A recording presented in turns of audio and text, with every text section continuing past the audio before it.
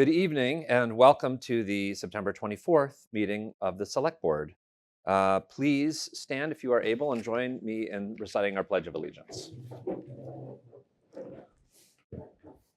I pledge allegiance to the flag of the United States of America and to the republic for which it stands, one nation, under God, indivisible, with liberty and justice for all. Thank you. We have Mr. Wells is joining us remotely today. Good evening, Mr. Wells. I hope all is well. It looks like you might be somewhere north of us on a hill. Very well. All right. Just say the word if you've got anything for us. We'll keep an eye on the Zoom too.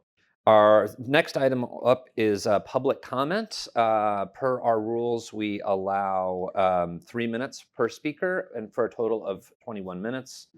I will keep track of the 3 minutes. Mr. Milano will keep track of our overall time. I don't believe that we have anybody here for Citizen Speak in person. Let me just check and we don't have any hands up online. So I think we can probably just go right ahead to our next item. We have a department update with our town clerk, Sue Gelman. And I don't see her yet. So we may put a pin in that one. Our next item, we will come back to the update with the town clerk when she's able to join us. Our next item is a letter of engagement with KP Law for Town Council Services. Mr. Milano? Yes, thank you, Mr. Chair. And we are joined this evening by Managing Partner Lauren Goldberg. There you go. Excuse me. As the board is aware, the board voted to appoint KP as town council subject to a letter of engagement. We have received a letter of engagement from KP Law with a few highlights in terms of how the fee will work. KP is proposing a $99,000 retainer in year one. That would cover a wide breadth of services that they call basic town council services, which is more or less the day-to-day services. They're proposing it at an hourly rate of $265 for all additional work outside of the retainer. That traditionally is more intensive work, court appearances, litigation, and the like. There are also some additional services that have additional fees because of the more specialty related services related to those, and those are variable rates depending on what they proposed. So the overall takeaways are a $99,000 retainer, billed monthly, as well as the $265 hourly rate, which will be, they've committed to keeping at $265 for the remainder of this fiscal year, as well as the next fiscal year. And just to be transparent as what that means and compared to what we're operating under today, currently it's a $75,000 retainer for basic town council services and a $220 hourly rate. So it is an adjustment on both the retainer front and the hourly rate as comparison to what the current arrangement is. Great. Questions from the board? Nope. Mr. Wells, any questions from you on this? Okay, I can see you shaking your head.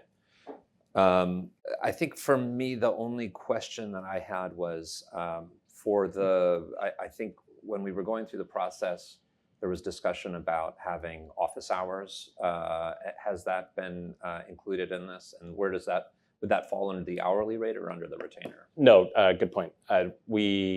KP has offered 6 office hours per month on a monthly basis and included as part of the retainer payment. So it is something I know members heard and were interested in that other communities had been doing with their council. So it's something that we brought to them and that they were willing to propose at the 6-hour limit on a monthly basis.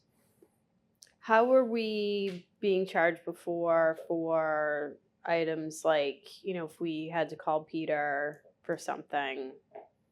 Was Generally, that part like of the flat fee? Yes, that would be all kind of under the retainer. Yep. Generally, the kind of rule of thumb was anything that didn't require extensive research would be captured under the flat rate. And the day-to-day calls, emails, the day-to-day business was covered under the retainer. And those same definitions apply? I would characterize it that way, and I'm Okay. happy We to can have certainly Attorney welcome Goldberg. you up to, yes, please, Mr. clarify Goldberg, as if you'd well. like to join us. You might know a few things. Please, Yes. please feel free to introduce yourself. Yes, thank you. Lauren Goldberg, KP Law. I'm the managing attorney at the firm, and I'm also proposed as the backup attorney for the town. The town administrator did a nice job of explaining kind of the breakdown, but the type of thing you're talking about, just a quick call during the day, that would all be within the retainer. And we feel that our retainer is pretty broad and that it's going to encompass a lot of what you need on a day-to-day basis. Outside the retainer, litigation, significant real estate transactions, really the type of thing that seems like it should be outside the retainer, a bigger, more intense project. And as I committed to the town administrator, we won't open matters outside the retainer unless we discuss it with him. And I will say there are some things that kind of start out as just within the retainer, and over time they kind of balloon, and then we would talk about taking it outside the retainer.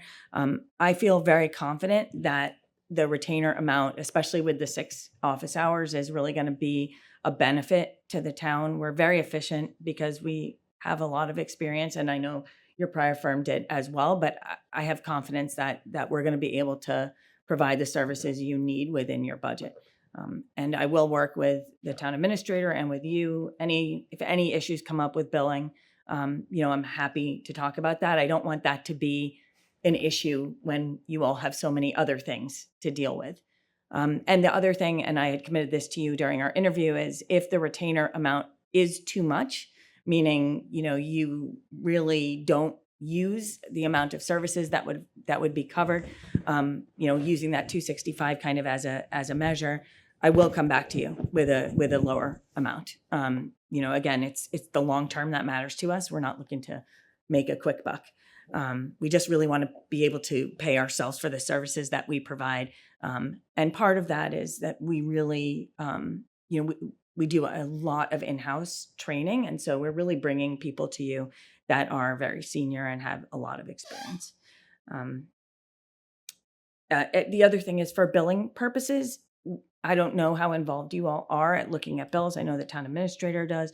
Our bills are very detailed. I've looked at some of the previous bills.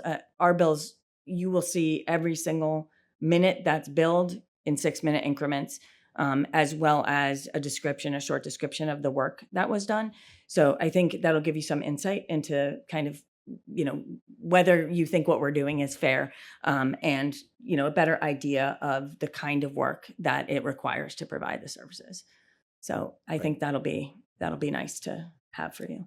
So typically speaking, would you usually review, starting with a new town like this, after the end of the first fiscal year of work, would you go back and kind of just reassess to see, is that what you're sort of referring to in terms of the size of the retainer and everything? Yes. And for the retainer, I wasn't even talking about a year. I mean, Okay. We'll look at it at 3 months. We'll look at it at 6 months. It needs to be appropriate. It needs to be set appropriately. If you're using way more legal services than we thought, then we would talk about changing the retainer next year to be more reflective of that. But it is, as I said, there was one town where we went in, we picked the number that we thought was right based on our conversations with them, and it just wasn't right. And 3 months in, I went back and said, let's pull this back. This isn't fair, and it's not what we're looking for. So, sometimes a town will do well in 1 month, meaning they get a lot more services in 1 month, and sometimes they'll get less, but it does matter in the big picture. And we will keep an eye on that. We watch what we're spending as much as you are watching what we're spending. Other questions from the members? That Okay, was well, helpful. Thank you. Thank you Thank very you. much. I'll take a motion on this if anyone wants to bring it. I'll make a motion to approve I don't have it in front of me. I'll make a motion to approve the relationship and the contract between the town of Milton and KP Law for the services of town council. The letter of engagement. Letter of engagement, yeah. Okay, motion's been made by Mr. Wells. Can I have a second? Second? Seconded by Ms. Hegarty. As Mr. Wells is remote, we're going to be doing our votes roll call this evening. Any further discussion? Mr. Wells, Yes, sir. your vote on this? Yes, sorry. That's all. Right. Yes. Mr. Wells Yes. is a yes. Ms. Hegarty? Yes. Mr. Daly? Yes. And myself, yes. So Wonderful. we have approved the letter, and we look forward to working with you. Well, thank you so much. And I've told you all already, but we are very excited about working with the town and really looking forward to, learning more about how you actually operate and, whatever we can bring to the table, we are excited to do so. So thank you again. Thank you. Thank you. I see we are now joined by our fantastic town clerk, Ms. Sue Galvin. So I'm going to just bring us back to that item number 4, which is a department update with our town clerk. I apologize for being late. No, we It's were okay. You were super on time. we were very on time. We're punctual, and nobody wanted to speak at public comment. So Wow. I guess we're doing everything That right. can be a as all- good thing, right? Mr. Chair, if I could interrupt for a Yes. moment. So I received a text from Diane DeTullio Agostino, who says she was unable to join on her phone, is joined by her phone, but was unable to raise her hand during public comment. So if you wanted to contemplate allowing her 3 minutes to speak due to a technical issue on her end, I'm on raising her hand through the phone. Guessing that tool. she is the 848 number. Yes. Okay. So is there objection from the board if we? No. Okay, I'll reopen public comment to allow Ms. Agostino to speak. If you could promote her, please. Mr. Milano, Ms. Galvin, you can just sit comfortably for 3 minutes. Perfect. Can you hear us, Diane? Hello? Yes. Yeah, the issues with the link would not open and I couldn't copy it to be on the Zoom call, so I used the phone call. I just wanted to clarify that this is not, on my behalf. I appreciate the public comment section, and I wanted to address number 5, which was already addressed. So Yes, it but sounds Ms. like Agostino, the law firm. Ms. Agostino, if you could just quickly identify yourself and give your address for the record, and then we'll start the time. Oh, thanks very much. So that I can clarify why I'm calling in. Diane DeTullio Agostino, 147 Ridgewood Road, Milton, Mass. And I am calling in as a former selectman who actually, my name is typed on the contract with Quarry Hills, and it was never signed. So that's what I'm calling in, as the former selectman regarding the Quarry Hills. And my initial comment was on item number 5, because on item 19, that's in executive session, I am very concerned. I have mentioned this in a previous public comment, and having been directly seated at the table during these discussions and debate, I am trusting that this board is reviewing any proposals related to Quarry Hills with the new town council, since the prior town council at a public town meeting did confirm that their firm had represented some of the owners. I don't recall exactly who.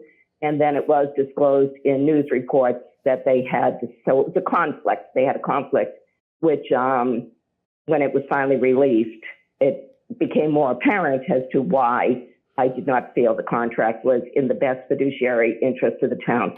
So that was my comment. I've told you before. I wanted to repeat it tonight because I found this to be a really critical point with the new law firm coming in and the contemplating the current contract. Thank you very much for getting me in there, and have a good evening. Thank you, Ms. Thanks, Agostino. Diane. Thank you.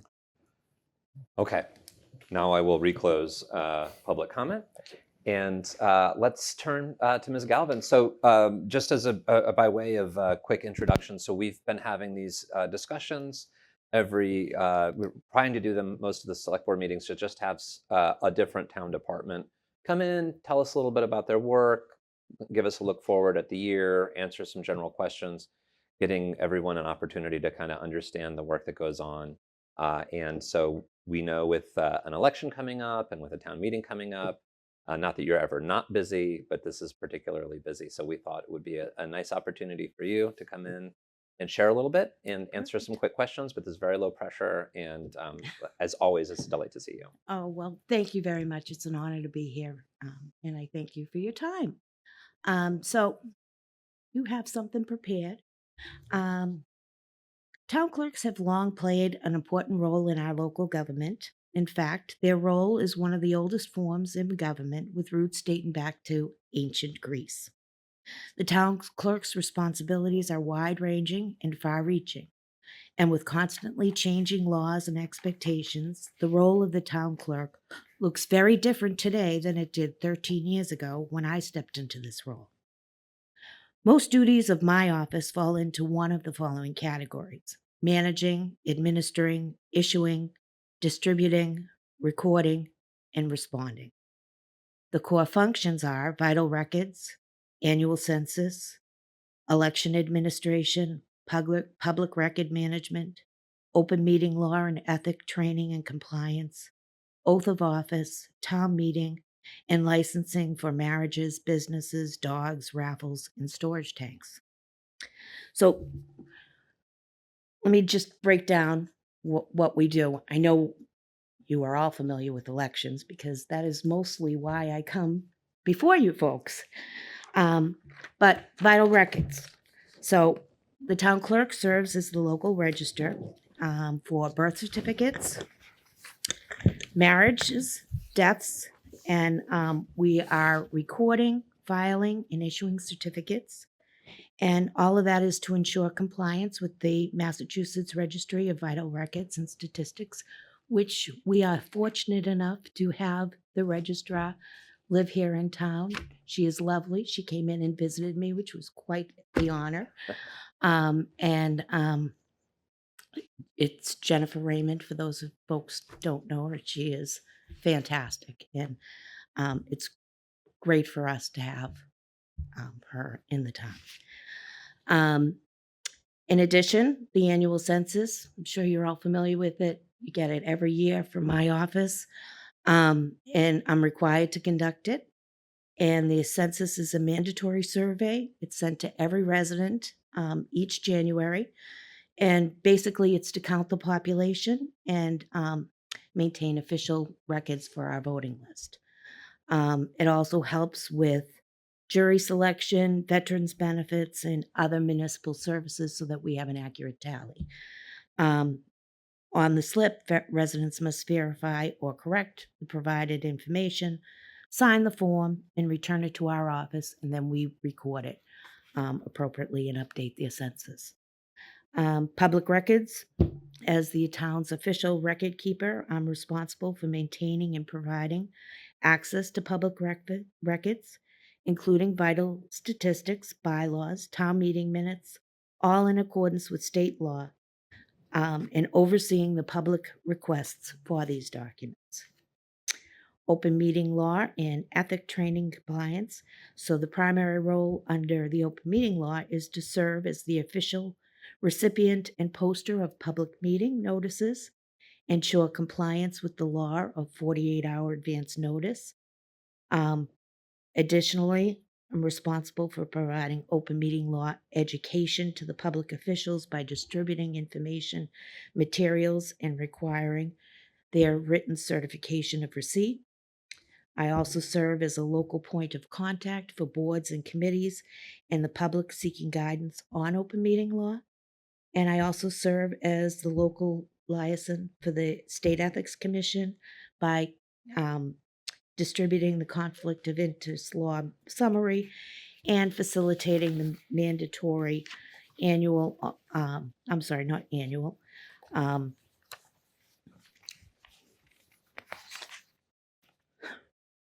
pages are messed up. No worries. Every other year. Oh my God, where are they? Okay, take two.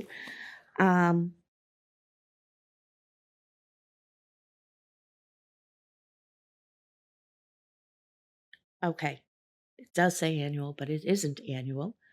It is every other year, ethics training for municipal employees and volunteers.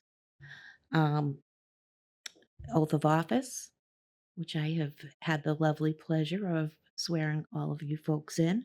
I'm statutorily mandated to administer the oath of office to every elected and appointed official. including members of boards and committees, and to keep the records of those oaths. Licensings for marriages, businesses, dogs, raffles, storage tanks. My office serves as the central issuing authority for various state mandated licenses and permits, which include marriage licenses, dogs, business certificates, fuel storage renewals, as well as raffles and permits. Town meeting. So I act as the official record keeper for town meetings. I work closely with the moderator to ensure all legal and procedural requirements are met. While the moderator presides over and regulates the meeting, my job is to provide essential support during and after town meeting. After town meeting, I'm required to certify all the votes and actions taken at town meeting, submit general and zoning bylaws to the Attorney General for approval, submit required debt authorization documentation to the Department of Revenue, and provide appropriation documentation to the Assessor and Finance Director. And then we come to election administration.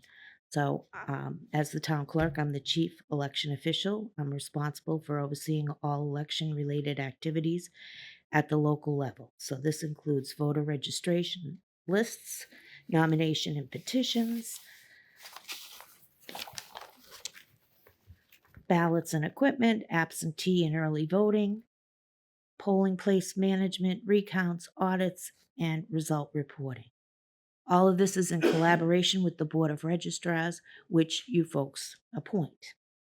There are 3 types of elections. They take place on regular schedules, customarily set by law.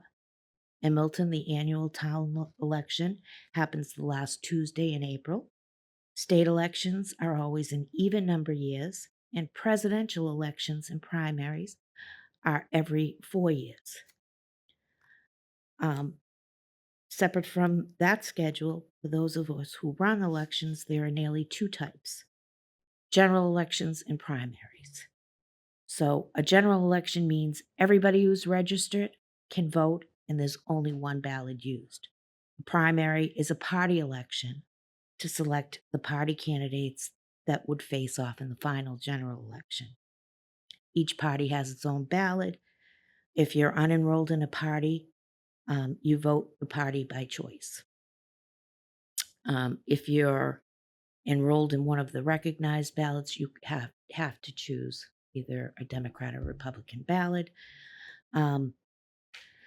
So as far as elections occur, well, chain of custody is very important in voting in elections. There are 3 really important items: the voting book, poll pads, which we use here, ballots, and the voting tabulator. Some of the main items that you need to be prepared for every election is the voting list, the ballots in the ballot box, the voting tabulator, training the election workers, candidate and media outreach, communication with voters who cannot get to the polls on election day. For example, if a voter won't be in a town on an election date or wants to vote early, they can apply for a vote by mail ballot for a state and federal election for the entire year. Or they can vote early in person for our federal and state elections on a scheduled date that the town is conducting those. So basically, to vote early, the voter signs and submits an application to receive a ballot. The ballots must be returned to the election official by the close of the polls on election day, where we have an upcoming election. The last day for a person to apply for an early vote ballot would be October 28th, and I would need to receive it in my office by 5 p.m. Currently have just shy of 1,000 applications currently for the upcoming election. So the ballot has to be returned to our office by the close of polls on the election day to be counted. It cannot be turned in at the polling locations. It has to come to my office. tremendous amount of work and organization is required to run an election. We like to think of it as throwing a wedding. You invite a lot of people and you're not sure who's coming. So it's the same work, whether everyone comes or just 2 people. Of course, I would like everybody to vote. Now that the election's on track, there's about 100 steps to conduct an election that has to be followed. To perform the legal postings needed, count blank ballots, to train and assign election workers, to proofreading the ballots. 2 of the most important activities are testing the voting machines and ballots and training the poll workers. Every single voting machine that is used in an election must be tested with every type of ballot to ensure the machine is properly counting the marks on the ballot, to ensure that the machine isn't overcounting or undercounting the ballots and counting write-ins or anything of the like. This has to be conducted before every election at least 4 days. And the results of those tests have to be sent to the Secretary of the Commonwealth of Massachusetts. Training elections to make sure our election workers know the election law and what to do in unusual situations is of utmost importance. Voting lists, that is a list of all the registered voters in town. Here in Milton, we use poll pads to keep track of that, but we also do have paper lists to ensure that if the poll pads aren't working, that voters can still continue on. All of the voter ballots must be counted. My office is responsible for accounting for each and every ballot. That includes the early voters, the absentee voters, and the voters who vote on election day.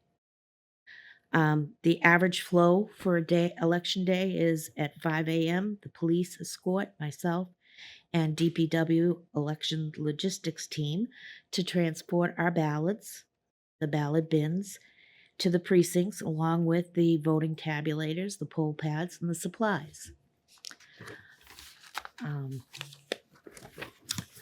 Election workers are there. They set up the materials, the supplies, and then the polls are declared open at 7 a.m. Typically, my phones ring all day long with questions from voters. Can this voter vote here? Is it the father or the son? Different addresses. If they're a Milton voter, but are they still registered somewhere else in Milton? And what we're doing is trying to accommodate each and every person so that they are able to vote. Checking in the voting list, getting the ballots marked, and putting the ballot into the tabulator is our goal for every voter. Registered voters and voters we aren't sure about, for example, they can still vote by a provisional ballot, and we'll do the research after. And if they are proven to be able to be counted, they are counted after the election.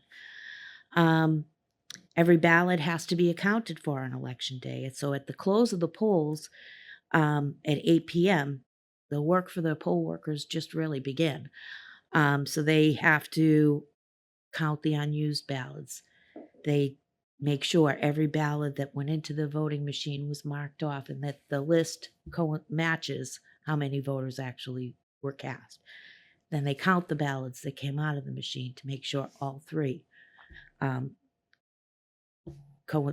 coexist. The ballots that were hand counted, they mark those and tally those. The ballots that had write-ins, they mark those and record that. Any ballots that were spoiled, they count those and keep a tally of that. And then the ballots that were tabulated during advanced processing remain in locked up at Town Hall. The actual ballots are locked in the safe, but the tabulations aren't able to be printed until 8 p.m. after the polls close as well. So every ballot is counted. Everything is accounted for before the election workers can leave for the night. Once they finish, that material comes back to my office. And we have to merge if there is advanced processing with the election day voting together before we can read results. And let's see.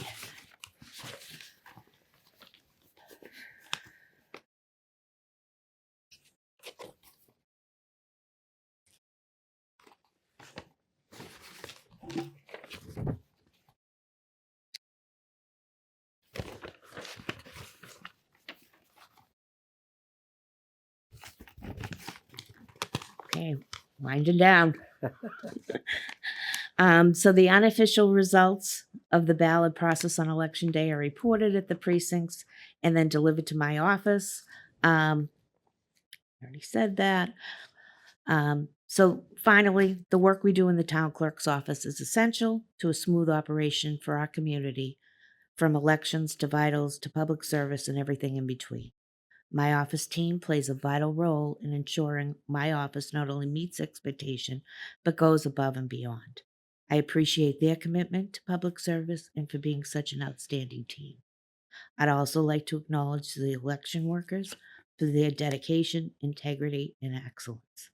I feel very fortunate to work with these individuals, as well as the entire workforce in the town that make up our government body. Thank you so much. Thank you. So Sorry if- for the clumsiness. That's no problem at all. Do you have time to take a couple of quick questions? Of course. If the members have any questions for the clerk. So, Ms. Galvin, thank you so much for all that you do. You know, especially in the current times, you know, I mean, you and your staff do a great job. And what you do is like fundamental to democracy, and something we should never take for granted. And a lot we recognize as being individuals who've run campaigns and had our own volunteers at the polls and such, you know, what it's like to manage, you know, a townwide thing like that. But also too, just like what you guys do outside of elections to make sure everybody's counted. And you know, I mean, you really have your finger on the pulse of citizenship in the town. So thank you. You know, and for me, you know, my major question, you know, that I think I ask this question generally for everyone who comes before us is more operational. What keeps you up at night? What are your big challenges that you see for the next year? And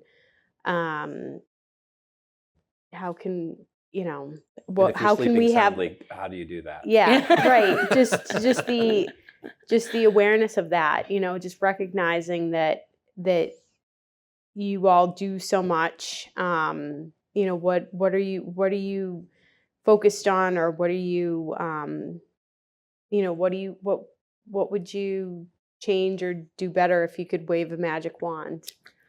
Well, do better is always a goal, right? You can always do better all of in us, yeah. everything. Yeah. So I would say, you know, being more available. You know, there's never enough hours in the day to read everything you're supposed to read, and be on top of everything you're supposed to be on top of. And I have the luxury of having a really good team that supports me so that I am able to, on most days, keep up with my emails, keep up with the matters at hand that have to be done. Of course, there's always those that are pushed off to the side either by not wanting to do them. They're less glamorous. Not that anything is glamorous, but you know, I think we have a pretty good operation. Great. And I'm always looking at ways to improve. Space would be our biggest obstacle, I think. You know, I don't know if anybody's been in our office, but we've had a big container in our office since the last election because we don't have a place for it. So that would be our biggest obstacle. It would alleviate a lot, provide us with more spots to store all of the stuff that we have to store. Got it. So, Thank you. sure. Other questions? No questions from me, Sue. We had a chance to speak recently. We want to say We did. thank you to Thank you you. and your staff and everyone in town hall for the work that you do. So Thank let's leave it you. at that. Thank you. Thank you. Right back at you. Just a quick question for me, Sue, and again, thank you so much for being available and for preparing such a detailed review. I think anybody that wants to understand what a town clerk does, I mean, you've started us in ancient Greece and brought us up to the present, so I think you've done an excellent job there. Two questions that I get asked on a fairly regular basis. If someone wants to be a poll worker or volunteer at the polls, do they reach out to you directly? Yeah, so they should reach out to me, and then I would forward the list to you folks for approval. And, you know, usually always right before elections, people get sick, they can't show up. That's really when we are looking for individuals. So anybody who's interested would love to have them. We'll put them on our list, and more than likely they will be used. Wonderful. So yeah, we would welcome that greatly. Thank you. I know per what Ms. Hegarty was talking about earlier, I think a lot of people are very interested in keeping and maintaining this process. Yeah, and yeah. so if they can play a role in The that. only thing I ask is that if somebody is working for a candidate, that they not step out on a particular election. Not that there's anything that they can do. It's just it gives Best practice. Yeah. it doesn't give a good impression that the integrity of the election. Not that it could falter it, but That makes sense. Yep. The other question that I get, and I know that we've been addressing this a little bit or in the past, is if folks want to contact their town meeting members to advise them on how they're thinking about an article, what's the best way for them to get a hold of their town meeting members? So we do have a program that's hasn't been highly embraced, for lack of a better word, by our town meeting members. Would love to have them all sign up so that anybody who's interested can get, but it hasn't been embraced. So right now, it's kind of a rudimentary system that if somebody desperately needed to get in touch with their town meeting member, they could contact me and I would reach out to the town meeting member. I don't share emails or anything like that. So that's probably their best way of saying it. But that being said, it's time consuming for me. It's not a very efficient manner. So it would have to be something of like utmost importance. Well, I'm glad to hear that you're interested in figuring out how we can do it a little bit better. So I think that might be an item that we can take up as a board. And certainly, I think that's not a great use of your time to be a message bearer. So maybe Mr. Milano will think about adding that to a future agenda Okay, about how we might be able to expand it. perfect. Any other questions from the members? Mr. Wells, I don't know if you want to say anything. Thank you, Mr. Chair. I just want to thank Madam Clerk for her time tonight. Unlike the other department heads that have been in and are coming in to do reviews with us, Sue Galvin is selected in her position just as we are. She is an elected official of the town, just as we are an elected board of the town. And she ultimately answers to the citizens. But having graced her door many times in my life, she eloquently described exactly what takes place in there.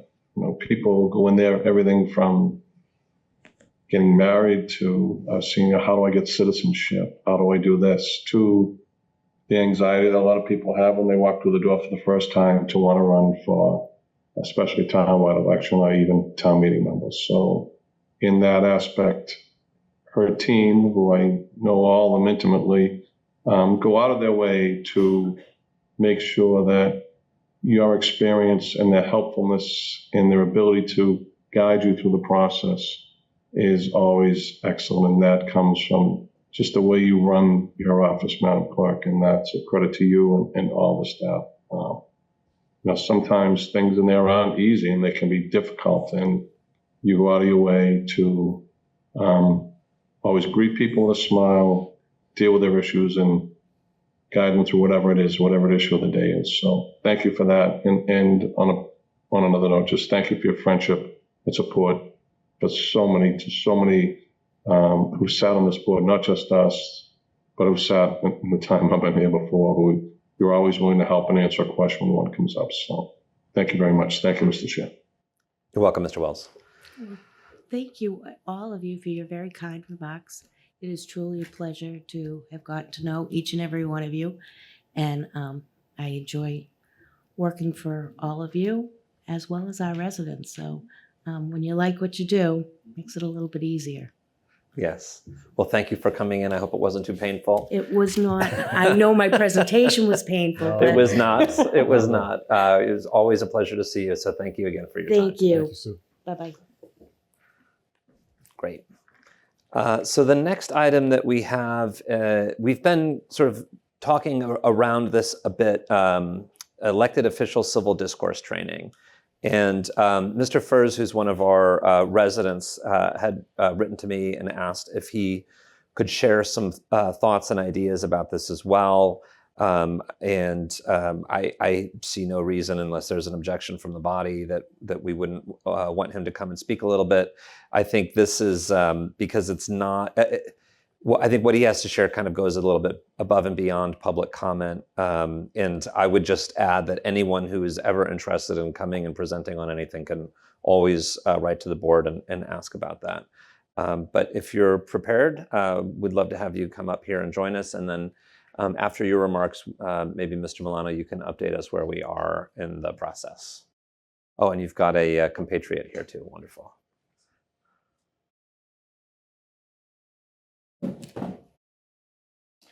Good evening, Brian Furs.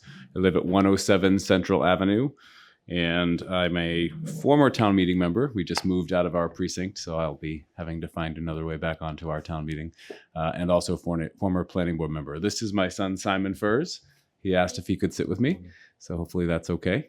And he's actually going to pass something out for you that just as a reference point. I have a copy for the record as well, and I emailed the relevant materials to Mr. Wells a few moments ago. So hopefully he received the link to that. Thanks, Simon.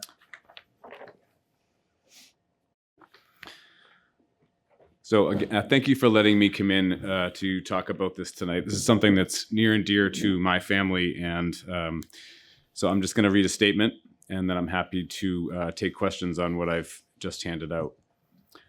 5 years ago, our family publicly disclosed the harassment we experienced as a gay Milton household. We did it out of exhaustion after years of anonymous targeting. Milton's response was extraordinary. Our community rallied, the offender was identified, and when it became clear the offender was a public official, our then newly elected former moderator immediately requested his resignation, and the offender complied. Milton stood up for its own, regardless of identity or creed. That is the town my husband and I and our son are proud to live in, and my husband and I are proud to represent as elected officials. 5 years later, I'm here because something has shifted. In public hearings and town meetings, I've heard comments, and at times decisions justified by comments, tinged with racism and class bias. National polarization has filtered down. Milton has not been immune. To check my perception, I conducted an automated review of meeting transcripts from 2021 to the present and asked to have the review flag coded and overtly discriminatory language. I expected a handful of instances. There were far more, dozens and dozens, primarily from members of the public, but occasionally from officials. That is unacceptable in both directions. Our officials must be held to a higher standard, as speakers and as listeners. When a discriminatory statement is made, leaders should address it, ask for clarification if needed, and if it is discriminatory, note it for the record and exclude it as a basis for decision making. This is not solely the fault of our boards.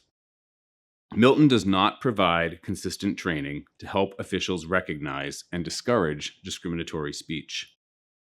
As a longtime youth soccer coach in town, I could not step on a field without 12 hours of sensitivity training and annual refreshers. Yet those entrusted to represent all of our residents may receive no training at all on bias, public records responsibilities, or how to manage harmful rhetoric in a hearing. We can do better. Tonight, I'm formally requesting 3 actions. 1, place this item on your next agenda to adopt a baseline bias and civil discourse training for elected and appointed officials. 2, adopt a policy with a practical compliance path. Current officials complete training within 90 days, new appointees within 60 days. And 3, create a short-term working group, including me, to recommend specific training options and a simple chair's script for addressing biased remarks and to report back within 60 days. I'm volunteering to help design something impactful, but not onerous. As a former planning board member and more than a decade as a town meeting member, I know the time constraints of the boards. The goal is to raise a standard, not create a burden. Before I close, here's a brief sampling of the flagged comments from recorded public meetings, anonymized here, with the full list and references submitted for the record. I have 6 examples. Why accommodate people who can't afford what we can? We don't want those kind of people in this town. I'm not racist, but this isn't the place for Section 8. People who live in apartments bring crime and noise. We worked hard to live here.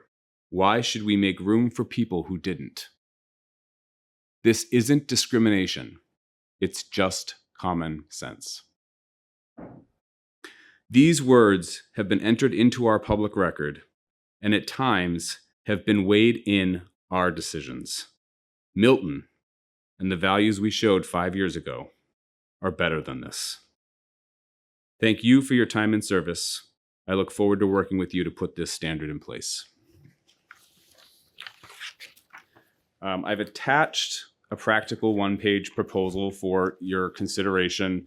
As I said, I have a copy for the record, and I'd love for this to be the basis for a committee to look at how Milton can do better on this topic. And then just as an appendix to that, I included all of the list of anonymized quotes. I am not sourcing them. They're not cited by which meeting it was from or who said it. But if all of the meetings were watched, they would be heard, and I'm sure others would be heard as well. I think this is an opportunity for Milton really to represent to other communities that we care deeply about all of our residents, not just people who have lived here for a long time and fit a certain profile that maybe is reputationally how people see our town. I love how diverse this town is. I love going down Brush Hill Road and ending up in Mattapan and being able to drive through the Columbines, but also walk through a great dense neighborhood of multifamily homes. So I just hope that we can find a way to make sure that our chairs and our elected officials are representing the best of us, and are obviously there's going to be public comments that the board cannot control, but I do think it's incumbent that the board at least call them out and make sure that they're excluded from the basis for which or upon which we're making decisions here. Thanks. Thank you. Questions from the members? And for me, I'll wait to hear from Mr. Milano on his updates. So maybe, Mr. Milano, do you want to provide an update? Because I know that you've also been looking at some of these trainings and different standards that have been adopted by other towns. Do you want to share kind of where we are on those? Sure. As I mentioned at our last meeting, we looked at sorry. As I mentioned at the last select board meeting, we did pull some codes of conduct which address it in one manner, but not in a kind of a training type driven manner. I've been trying to find a potential training opportunity. Spoken to one potential applicant and who has not yet submitted a proposal. So that's something that I've requested. So we're in the works, but haven't come up with anything concrete as of yet. So I don't have anything actionable at this time. Okay. So, so do we thank you, Brian, for taking the time, and Simon, for you as well. I think this is a very good starting point. And I think one of the things we should think of when looking for services like this is to come up with the scope and understand exactly the problem or the challenge that we're trying to address. And I think this really helps us. So when you anonymized this list and got all of these statements from, the past 4 years of public meetings, did you, so what was the approach? Did you take the transcript and run it through? So we don't have transcripts. Okay. Did you sit and listen? No, I didn't sit Or did and you listen. use ChatGPT I something? used an AI LLM? program Okay. to watch the videos. Yeah. I didn't actually ask the service to identify Yeah. the speakers. I didn't really want to know. Yeah. I also didn't do every meeting, so it was a Okay. randomized sample Okay. of meetings. I can certainly, I'm happy to provide more detail to council, or Yeah. if there's questions about where they're coming from, Yeah. I'm happy to get more into Yeah. that, and I have notes and records on that. Yeah. But yeah, it was an artificial intelligence process. Yeah. I was assuming that. I think that's very interesting. I mean, just looking at this, it's disheartening and it's disappointing.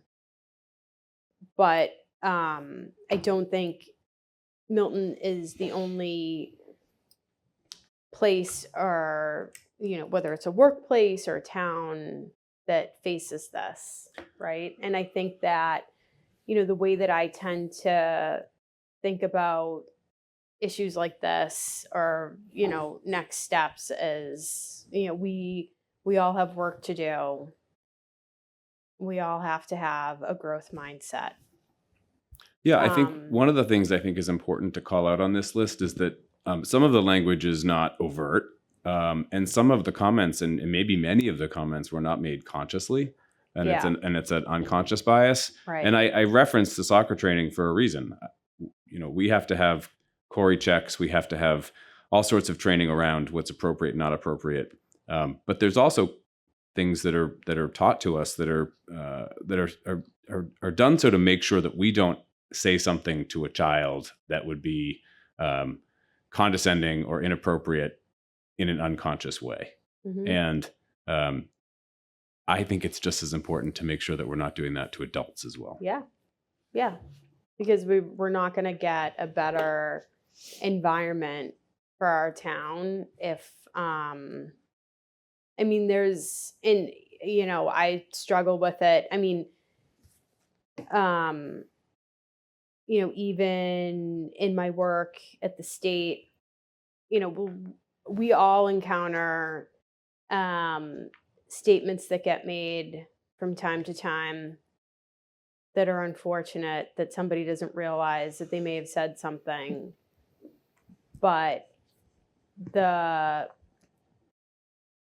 you're not going to get the result that you want or the change that you seek by making somebody feel badly. So for me, I personally like programs that teach people how to question statements or call out statements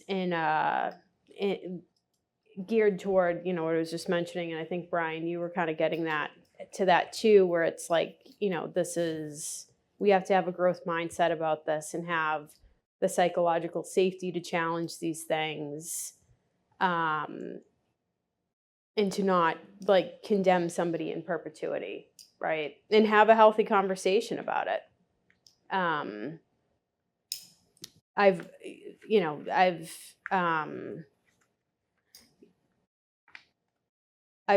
heard some questions or challenges from individuals, I'm not going to name names, who've cited that they may be uncomfortable with this training.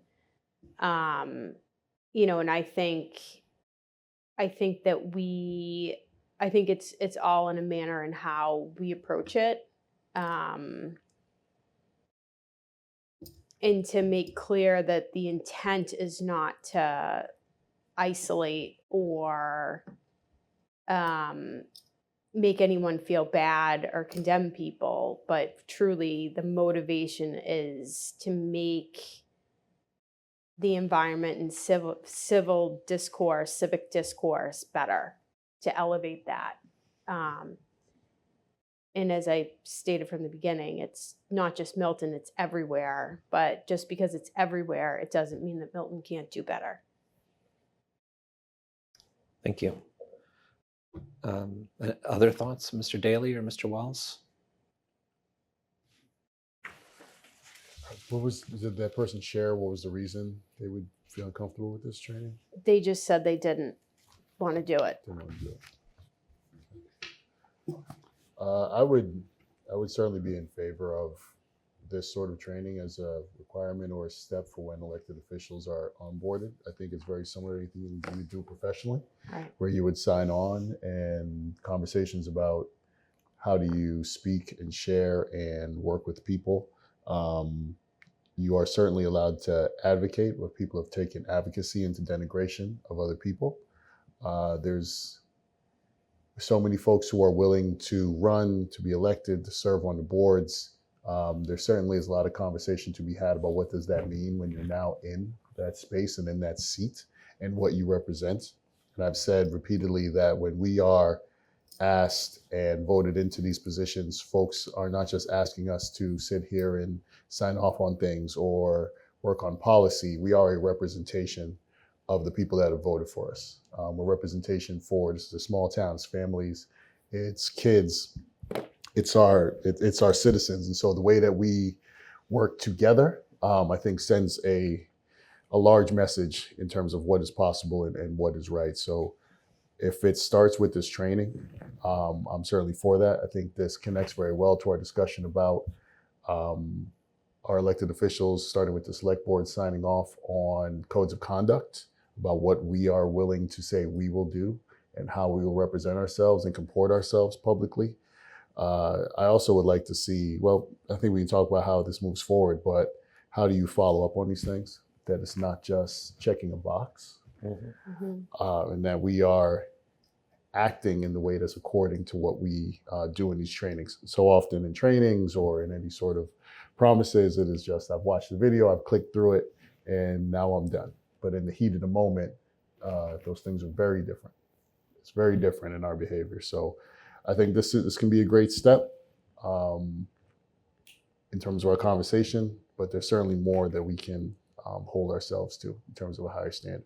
But I would love to have this in collaboration with or part of our codes of conduct for our elected officials. And I think this is also something I think that may go beyond the select board. We have a couple other elected boards I'd certainly like to hear from in terms of what their thoughts are on conversations and our electeds. I don't know if this ends up going before town meeting or the school committee or the planning board and others that are here in terms of what they'd like to see as well. But Brian, thank you for presenting this.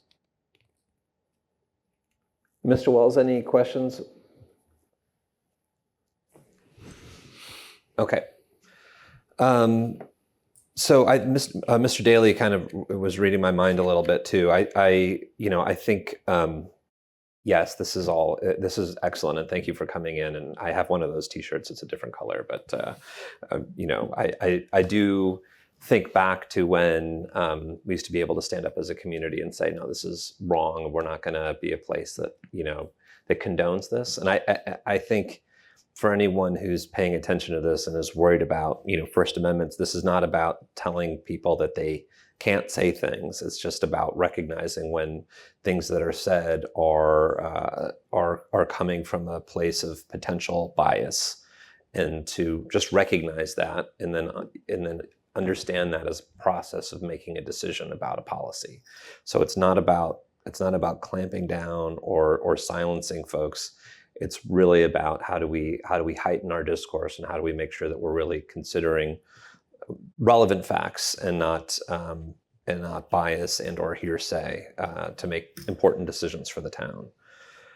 So so again, thank you for coming in, and thank you for putting this together. I might look at Mr. Milano here, because I think, as what Mr. Daly is saying strikes me, is that if we want to create something that is like this, that it probably ought to be applied to all of the elected boards. So us, planning board, school committee, and maybe Board of Health, Parks, and that group. And then I think if it's going to be applied to all elected boards, it would probably make the most sense for it to come through from town meeting. So what might be, and I know the warrant committee is meeting right now. We're not going to throw another article at you for a couple of weeks from now, but it might be this. I could imagine that a working group could start putting together something like a warrant article that could sort of encapsulate this and then report back. And I would like that. I mean, I think are we going to end up having something in the winter? Probably not. I don't think. Likely not. I would hopefully not. plan not to. Yeah. Plan to be back in May. So, and I realize that May is a long time from now. So I want to say that we're not going to wait until May to do something, but I think maybe having a policy that's town-wide, it would be best to have it done by town meeting, by an article, but that doesn't mean that we can't start exploring and even putting into place some ideas here on our board as a way to start either setting an example or learning how this works, or road testing some of these concepts. So my question, that was a very long-winded way of asking a question from Mr. Furs, is in terms of a short-term working group, and I love short-term working groups, start and end date. What are the sort of skill sets or types of individuals that you think would be most useful for a group like this? I think representative would be the most important piece for me, as opposed to experience-based. I think the best result would be a result that comes from a conversation of a diverse group of people. That's why I think a committee is going to best inform this. I hear you talk about the elected boards. I actually believe it should be for all electeds, which would include town meeting. So as far as a makeup of the board, certainly a town meeting member, a planning board member, a select board member. I think you have to sort of weigh making the committee too large, but certainly a few people from the community, and hopefully a diverse makeup of the body, representing all that Milton is comprised of. And I think hopefully the committee can then work together to come up with the results that meet the objectives, but also take into the concerns that might be had, whether it's First Amendment rights or discomfort. So the proposal is for a very quick time frame. I think it certainly would not need to necessarily be that short. May feels like a long time away. The reality is the wheels of government turn slowly, and I think it's probably it would be a dash to get there by May.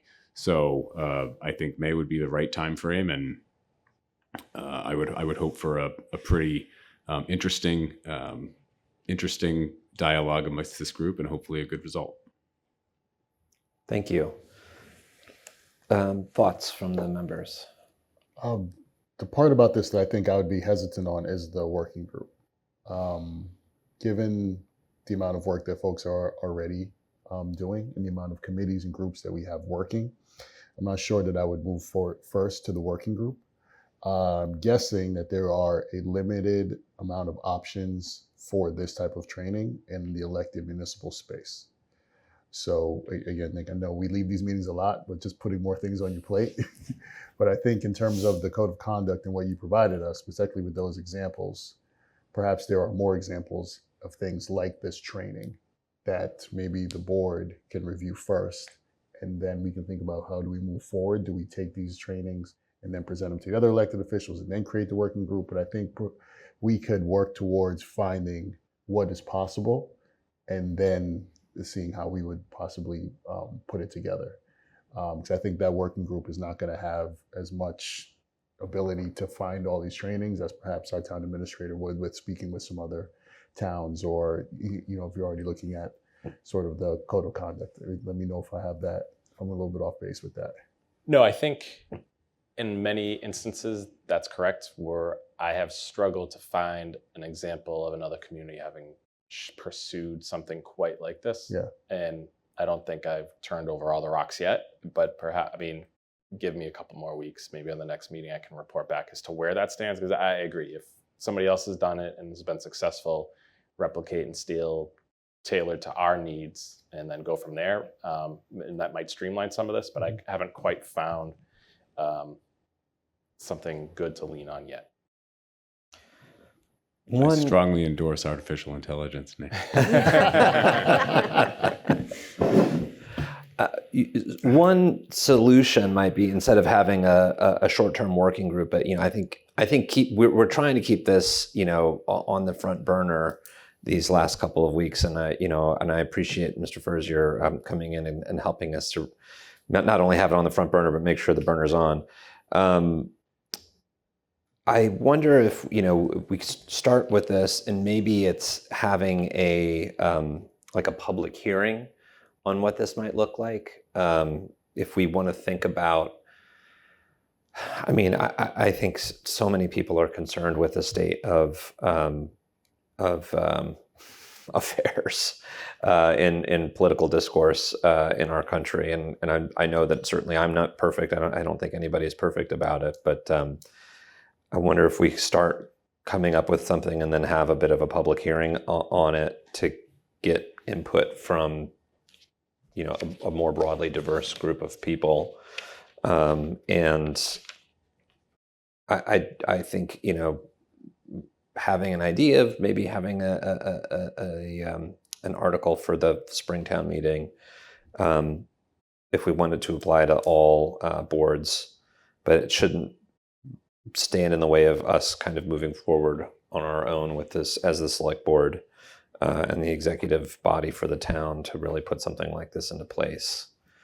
So as far as Mr. Furz's formal request, I think having this as an item on our next agenda makes sense.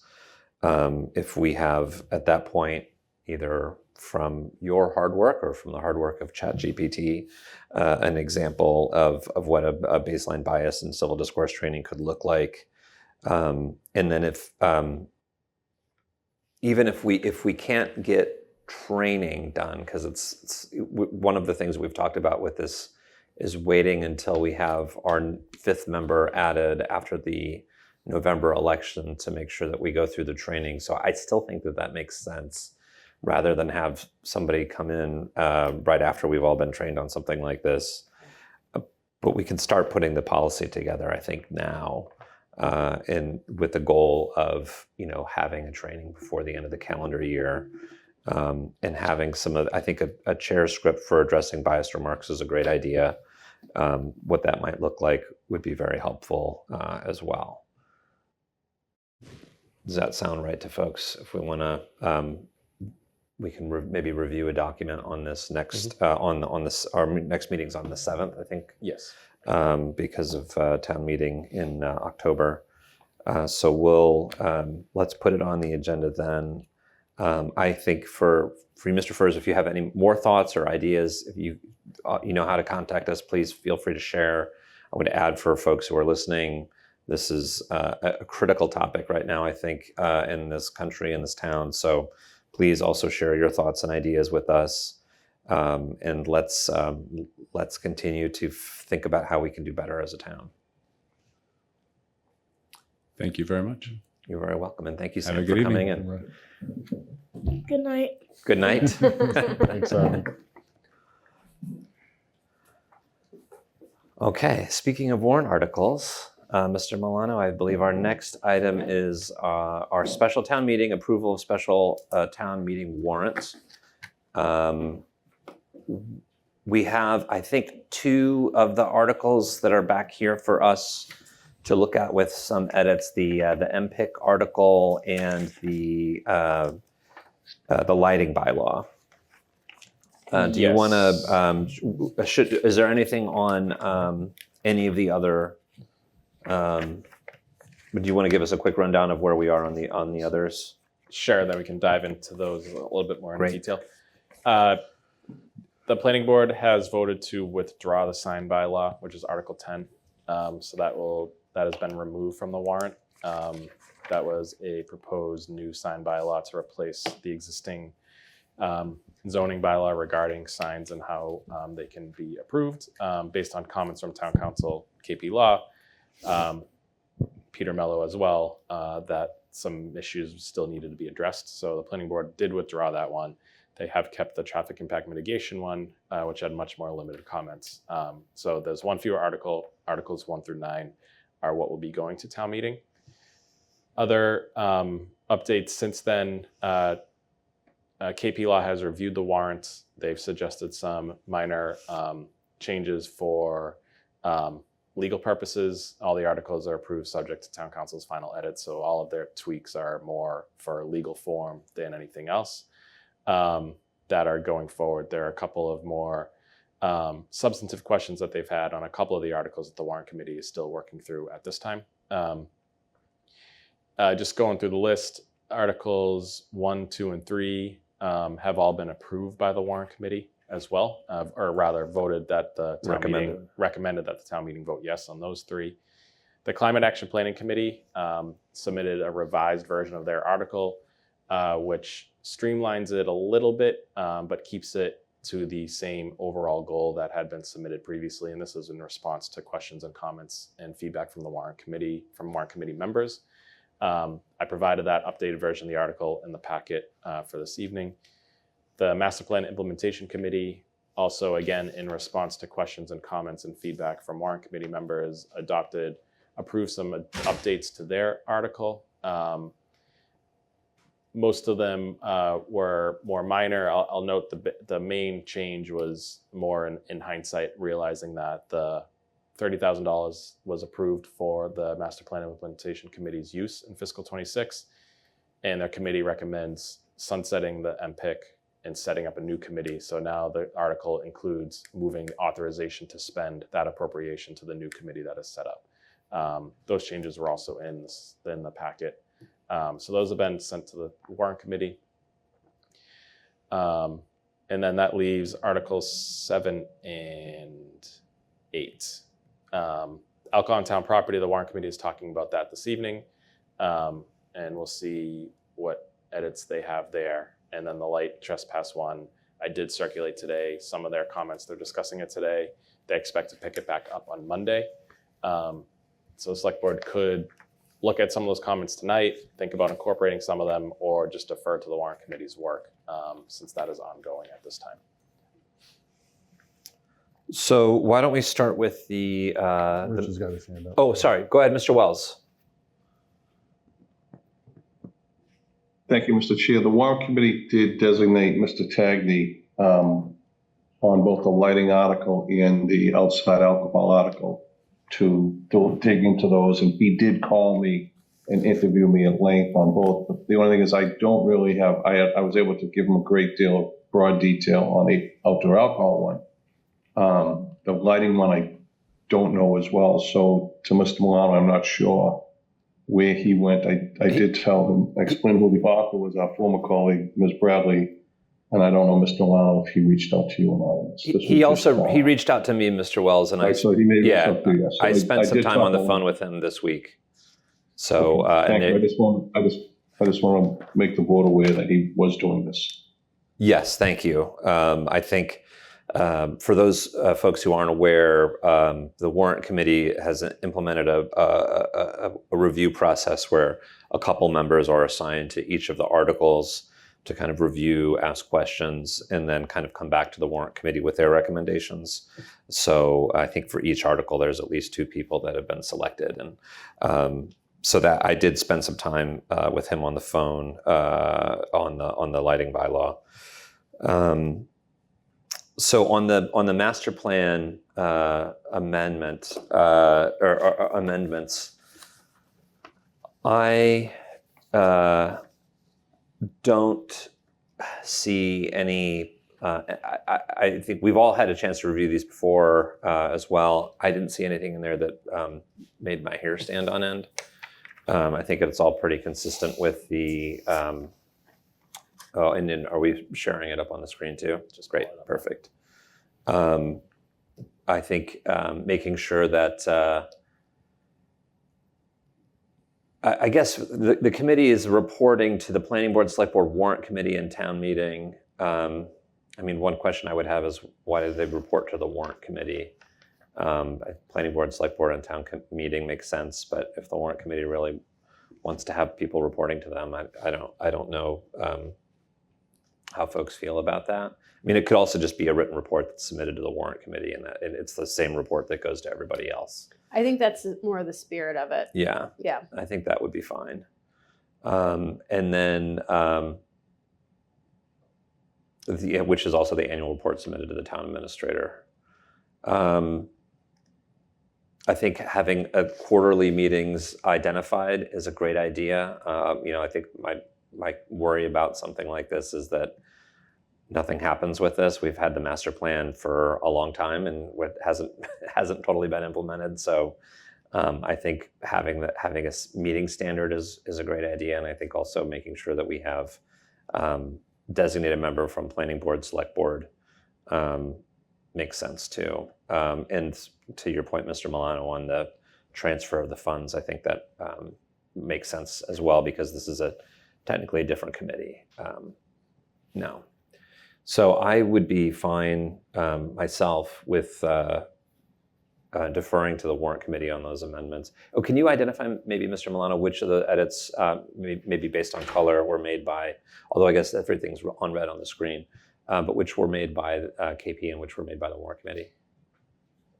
For this one, the only changes made by council, we missed an or, and they clarified that not more than 3 members appointed by the planning board, and then the parentheses for that and the select board was their insertion. So it was minor. The rest was made by the implementation committee themselves in a meeting a couple weeks ago. In response to the warrant committee? Yes. So I don't have any problem. There's no real action required here. Yeah, just deferring to the warrant committee to continue to work on that. Any thoughts from the members on this one? Not for me. Okay. And then moving along, do we want to pull up the lighting bylaw ones? Yes. Also, these will not fit all on one page, unfortunately. But do members have thoughts about these edits? And I will, as Mr. Wells indicated, I did speak with the warrant committee about this. I think their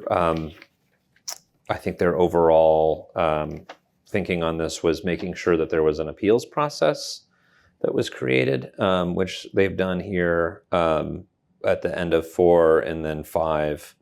And then that was kind of the big one. And then I think they were part of the reason that there was also a concern of scope for this article with the language about light trespass on waters of the United States and wilderness areas, which I understand. It was basically the comment there was that this is more of like a dark sky type bill than a lighting bylaw. But I didn't have any. I don't have any concerns about that. But other thoughts? So I know we've discussed this before, but I want to raise it again because it's probably going to come up again at town meeting.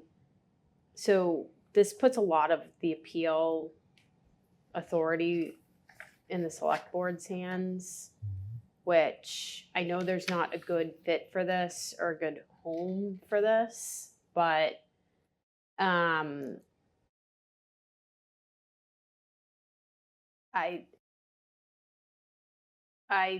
don't know that this is necessarily like the highest and best use for the select board's time, nor is it something like I in particular feel like I am like skilled at calling balls and strikes on. I just want to have us discuss one more time as a group why we would insert ourselves in this.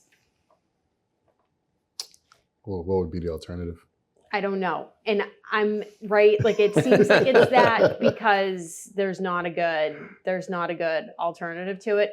Mr. Wells has his hand raised. Yeah, Mr. Wells, you want to chime in on this? So I agree. It's not. We're not an operational body, so my thought would be you have two options here. So is a criminal under Article 6 of the town bylaw, which would make enforcement a police action?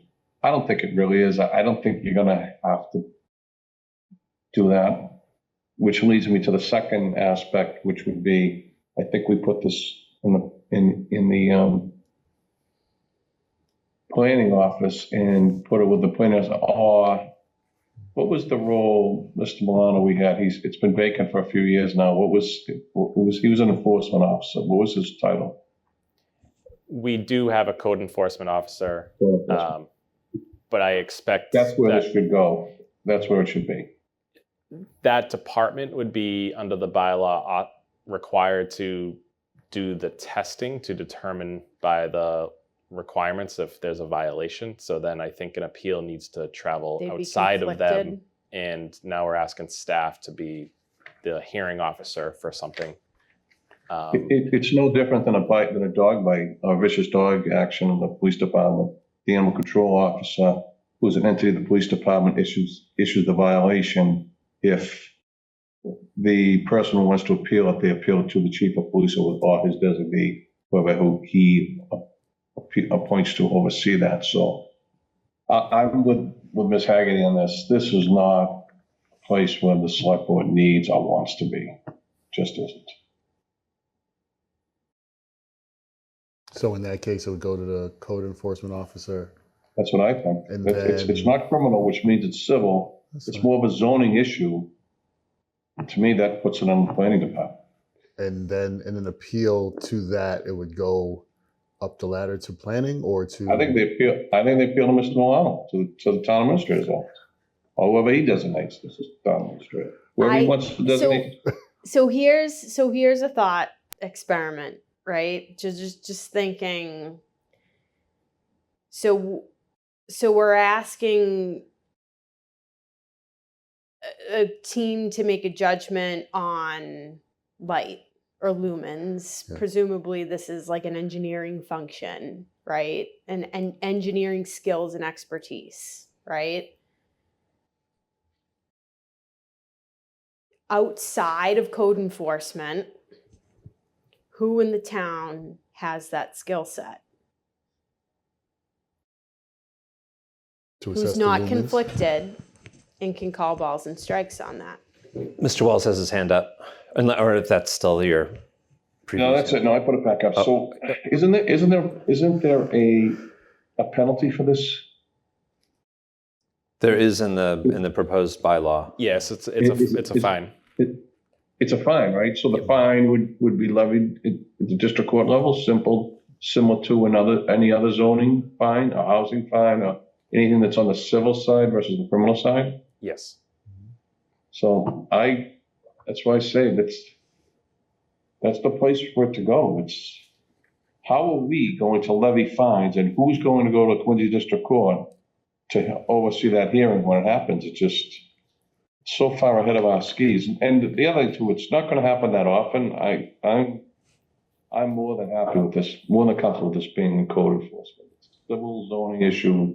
So I was gonna also ask, right? I mean, we have a lighting division in our DPW. This may be one of the craziest off the wall. And I'm just trying to get creative, right? But if we're talking technical expertise, I don't know if they contain it. Well, it's important to I'm remember just- there's two steps. The first Yeah. step is to measure to determine if there is a violation. That Yeah. will be done by staff. Right? Homeowner says, that's not a violation, I want to appeal it. Yeah. Who is that appeal then getting kicked to? So it needs to be a level of authority Somebody that with can authority, right? and can opine and respond to an issue. But authority and expertise, like you can't ignore the expertise too. Well, I mean, I might suggest that, you know, it's a bit like, if we're going to call it balls and strikes, this is a little bit like the MLB strike zone that they're now going to implement next year, Yeah. where it's either a ball or it's a strike, right? It's not Yeah. an eyeball call. It's the machine measures it and it says yes or no. Yeah. And the homeowner can be like, I don't like this. Right. I want to appeal it. Right. And at that point, it becomes more of a, it's not, I don't think at that point they're going to be arguing lumens and luxes and everything else. It's more of a, I don't want to do this, or I've had this light here forever and blah, We're blah, blah. that confident And that the it's- select board, per this article, has the ability to just not hear the appeal. Like, we can find it not compelling that, Then why have an avenue for an appeal if we're not gonna? Well, I think that you want to give an escape route if there is something like, that is an external factor that maybe the lumens don't consider. There's somebody with a disability that needs to have this particular level of light so that they can make their way back into their house when they're, going from their car, or something along those lines. Like, Mhm. that might be something that we could as a board find compelling, but we could also just say, so I think what I'm concerned about with this is, I've heard from a number of people over my time on select board that we have a few properties in this town that Yeah. are very easily, anyone would walk by and sort of say, that's a nuisance. That's a lot of light for one house to be generating for no Yeah, yeah. particular reason. Yep. And those folks have come to us to say, what is the process here? And I don't want perfect to be the enemy of the good. Like, Mhm. I feel like we can put something in place. If our meeting agendas are suddenly full of lighting bylaw appeals, then I think we can probably say, okay, we need to find a different process for this. If we put it into place and we don't ever run into it, then maybe it's working okay. But I don't want to continue to delay, because No, I'm not saying we should delay past tonight. I'm just Yeah. raising what I think is like a real, or I think it's a legitimate question. I don't think this has been worked on for a very long time. I'm just really stating, I don't think I can still vote to go forward with this, kind of holding my nose that the select board, I don't believe the select board is the best location for the appeal process. Maybe an option would be to ask the warrant committee to change language to say the appeal is filed to the select board, select board's designee or committee created by the select board to hear appeals shall hear the appeal. So then, maybe initially it's the Yeah. select board. If That's the true. workload is too high, the select board designates Yeah. a hearing officer who will handle Yeah. it. And then That's the third fine. option is I like think a that's a sign great review solution. committee. It It's, seems not, like it's not the sign review It seems committee. like an extra step, though, right? Because this is housing related. It's code related. It does, you know, to Mr. Wells's point, it does seem that this enforcement should stay with housing, because if you are going to be an appeal board, I would think that what we would want is an opportunity where we would overturn it. Right. And given the ideas about expertise, to Member Haggerty's point, what is the scenario where our expertise about lighting or a home would ever allow us to side with the citizen, right? It almost puts us in a place of being nothing but the rubber stamp that says we agree with what's happened with code. The residents may have a better chance if it stays with folks who are working in the housing and code space and have a better handle on the enforcement and changes that can be made. Right. That's Board of Appeals or Planning Board. Yeah, what or, about the zoning board? So Mr. Wells has his hand up. I want to give him Sorry. a chance to. Yep. And was it your birthday, Mr. Wells? No, that's in the office. They keep that hanging in the office here. I don't know why it's still here. I think we're gonna have a dart game in here one day, all the reps for that. Somebody's birthday, at least. It was mine. It's been here for a couple of months. I don't know why they don't take it down, but,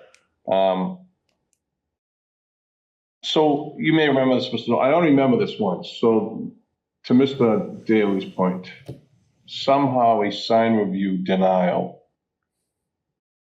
wound up before us. And it was like, and I remember thinking like, how did this, it shouldn't have been us.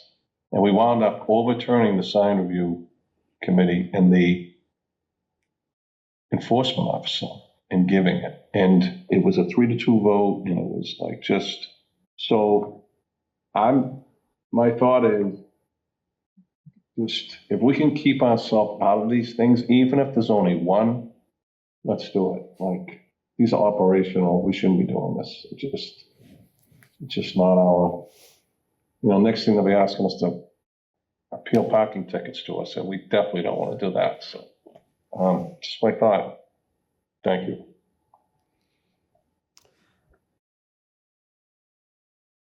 So it seems like we have a couple of avenues. So one could be that we just say we'll wait to see what the warrant committee recommends, and then we can either vote on their recommendation or not. Because my understanding is that they're going to discuss this tonight. They're probably talking about it right now, and then again on Monday night. We won't have another chance to weigh in on this until the warrant's already gone to print. So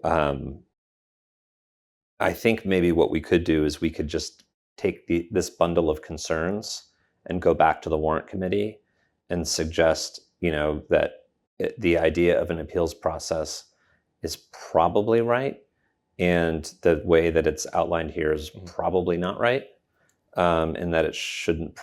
We don't necessarily think the select board has the expertise, nor would anybody running for select board think that they would ever be in a position to start weighing in on a lighting situation.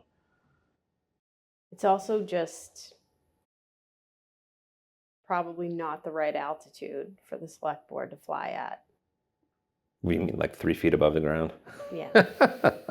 Yeah. Like, no, but yeah, could the zoning board, has anyone, and maybe could the warrant committee look at whether the zoning board is the appropriate venue? Like, did anybody, Mr. Milano, did you evaluate that as a potential option? This language came from the warrant committee, so Okay. it wasn't Okay. where it started with us. I don't know what other options they considered. The sign review one is funky because it's in the zoning bylaw, but if you don't like the decision of the sign review committee, it does come to the select board rather than staying within the zoning. And the sign bylaw the planning board worked on did address that by kicking the reviews to the Board of Appeals. Okay. So this is a general bylaw, not a zoning bylaw. I don't know that there would be a restriction on the Board of Appeals hearing an appeal.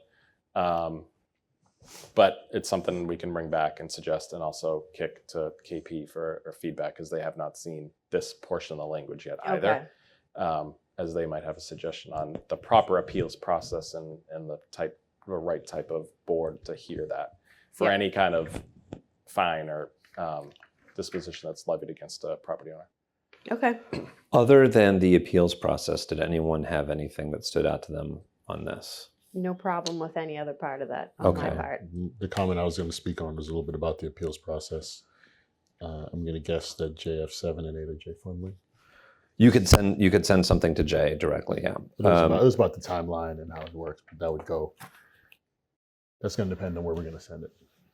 So I think if the board agrees, it seems like what we'd want to do is take these comments that we've made, share them with the warrant committee, encourage them to explore alternative language around the appeals process, but let them know that other than that particular change, we don't have any concerns that jump out at us straight away.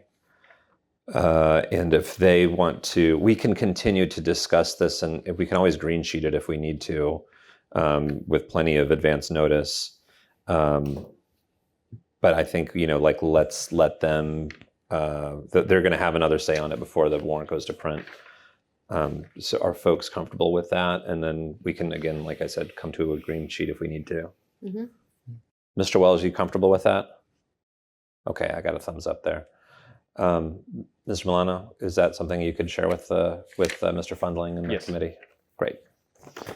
Okay, is that anything else on the warrant? Not at this time. Oh, we didn't need to open it, I guess, did we? Because we're not changing anything.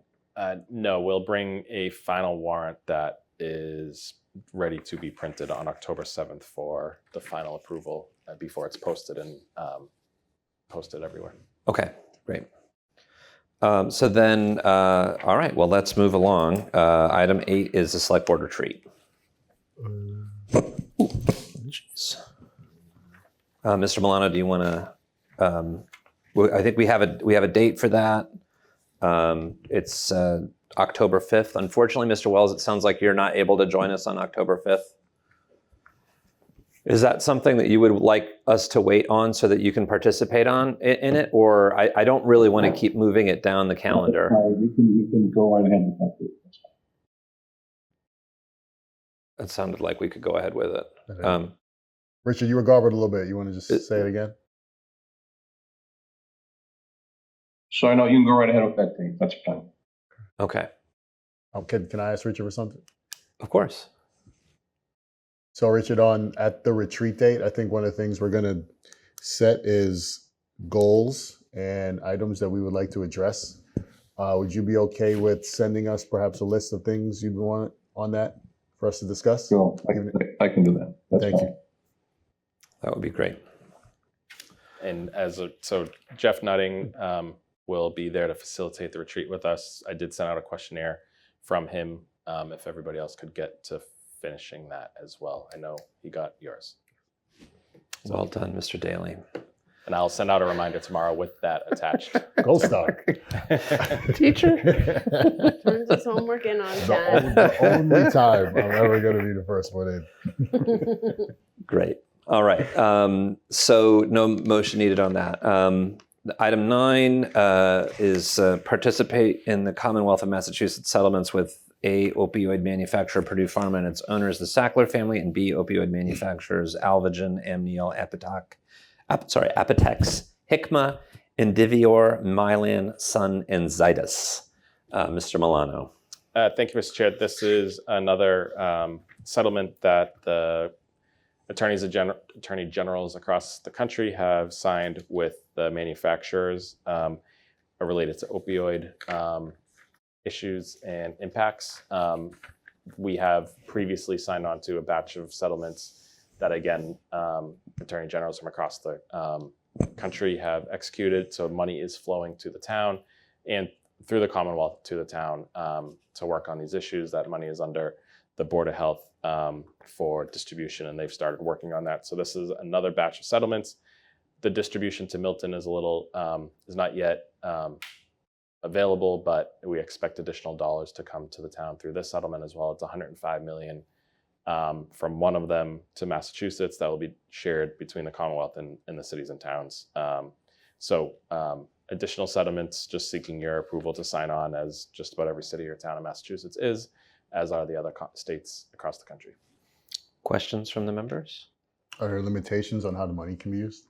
They're pretty strictly limited to impacts related to addiction, to impacts within the community, to addiction-related issues. So there's like 8 bullets as to how it can be spent. The Attorney General and the settlement groups request reporting on how it's spent and that it's adhering to those requirements. Other questions, Ms. Haggerty? Is the Board of Health the decision-making body on how the money's spent within the town?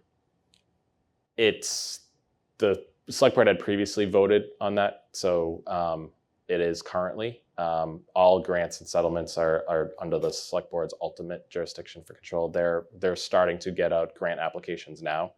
A grant application process is being released shortly so that groups can apply to start putting the money to work. Mr. Wells has a question. So I mentioned this to Mr. Milano previously. So one of the key things is they want to make sure that they spend the grant allocation they get for a given year. I went to one committee meeting already when I first got here where communities are not spending out what's been given to them. So they need to spend it down before they can apply for the next year for additional money. So that's very important. Can we consider maybe having members of the Board of Health present on the plan or the approach to get these funds out the door and How it can be used?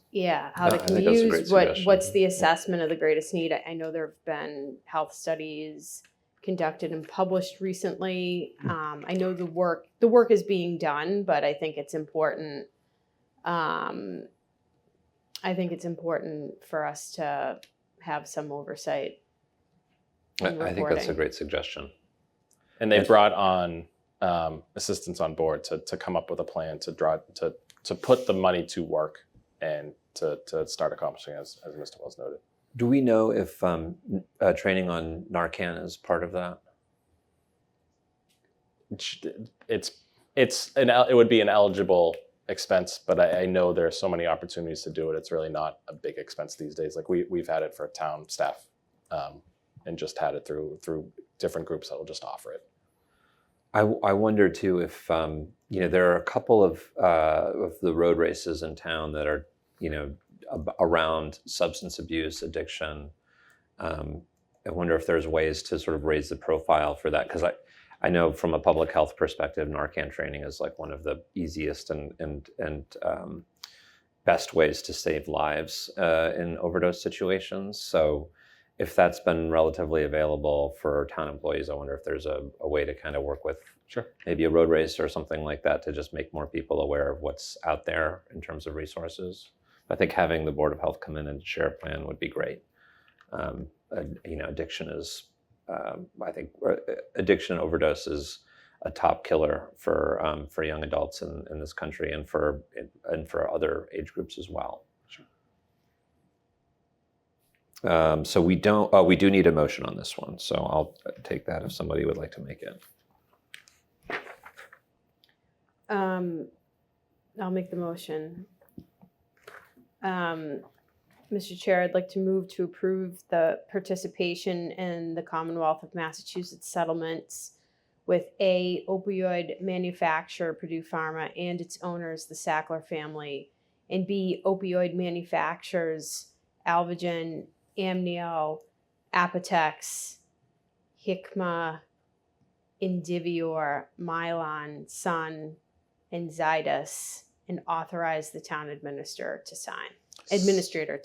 Second. Okay, motion made by Ms. Hegarty and seconded by Mr. Daly. Any further discussion? This will be a roll call vote. Mr. Wells? Yes. Mr. Wells is yes. Ms. Hegarty? Yes. Mr. Daly? Yes. Myself, yes. And I think maybe Board of Health, we could think about having them come in as part of the sort of general presentation, and then that could be part of the specific discussion with them. I think that'd be great. Item number 10 is a discussion update, East Milton Fire Station RFP visioning session. Mr. Milano. I thought I would have a date to share. I don't yet. We're working on dates to get that underway, and we have a draft RFP in the works to share in October with the Select Board. Okay. And then maybe just a reminder of when the groundbreaking is for the fire station. Or no, we've Yes. already had that. No, No. we are having it on Friday. So we're having a Thank you. ceremonial breaking on Friday of this week at 11 a.m. at the site, which is adjacent to St. Agatha's, 432 Adams Street.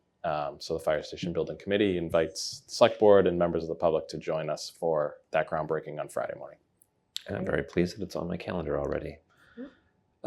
Great. Okay, thank you. Item number 11 is Route 28 Randolph Ave Road Diet Pilot. I know that we've started to hear from some residents who are starting to learn more about this. I don't know if you what you'd like to share now, Mr. Milano, and then if we have any discussion needed here.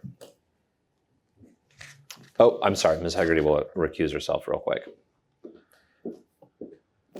Thank you. Yes, this afternoon, MassDOT provided a flyer as well as abutter letters that they're sending out to abutters along Randolph Ave. They have also put up a website, mass.gov/Milton Route 28 Road Diet Pilot, that has additional information about the impacts, along with a map that shows what the changes will look like. They have also provided the final plans, so we have shared those plans with Public Safety, DPW, and others here in town. We're happy to take feedback and share with MassDOT. I'm looking at their page right now. They do have contact information up on their website for questions. The project email is milton-route28@dot.state.madu.us. So contact info is up on the mass.gov page. It is a state-owned road so MassDOT will be the place where questions can go directly. We're happy to take them and facilitate them as well in the meantime. And for a start date, that is still tentatively early-ish October. Once a more definite start date is announced, we'll let people know. If you've driven on Randolph Ave in the last week and a half, you've noticed that they're milling and paving in anticipation of these changes for a pilot. Thank you. Any comments or questions from the members? Mr. Wells. Thank you, Mr. Chair. I'm sure Ms. Boney saw that email today from Dan Fielding at Mass DOT on where they're at with this. The other thing is just from I know a lot of residents and a lot of residents are having concerns. This is a pilot, and we're going to have to figure out, the quirks, what's good and what's bad about it. It's not perfect. It's a very complex section of road in the Commonwealth, and if this were an easy fix, it would have been fixed 15 years ago. So that's part of the difficulty. The other thing too, and this is, I really want, because this one's weighing on me, is DCR's plan to go into a 30-day pilot to close Chickatawbit completely for 30 days with the intention to possibly close it permanent to traffic, all traffic. And I worry significantly, and I believe Senator Driscoll does as well. I saw he shared some comments the other day, and I think MassDOT does, as to how this may impact the issue of traffic bleeding off of the neighbors. We already know, we've heard from the neighbors, we already know that once this takes place, this is going to have an impact, particularly on Pleasant Street between Reedsdale and 28, Hillside Street, Highland Street, Forest Street, Chickatawbit. This is something we have to really watch very closely, and I just reemphasize this to Mr. Milano, because it's very important for both Chief King and Marina to kind of keep a close eye on this, because they are going to do this. And ironically, they're both going to be at the same time, Mr. Chair. So by the time the pilot's ready to go and the milling's done and the cones are in place, MassDOT, DCR is going to close Chick right around the same time. So I think we need to, there's an awful lot of parts in this right now at once that we need to really watch very closely. So I just wanted to give that update, that is a significant concern. I don't think any of us expected this. I don't think it was expected. The Chickatawbit closure. Yeah, MassDOT certainly did not expect it, and I did not. And the funny thing is, I know DCR is offering this as an alternative, but it's a public safety problem for the state police to be dealing with. That's been happening intermittently at the Chickatawbit Overlook on as one of multiple places in Metro Boston on weekends. But to just close 5 mile, 3.5 mile stretch of two roads into one of the most dangerous intersections in the Commonwealth that you're going to reconstruct anyway, I just, that part worries me, is just additional problems that residents are going to come to us with. So that's, I just wanted to bring that up because it is a concern. Thank It's you, kind of Mr. like a Wells. perfect storm coming all at once. Other thoughts from the members, Mr. Daly? No, I would just echo Mr. Wells's points about this is hopefully a short-term headache for a long-term solution. And we are reading what we get from the residents. We are heeding it. We are in communication with MassDOT. And even if we may not respond immediately to every email or every note, we do take everything into consideration to come out with the best possible solution at the end of this road diet.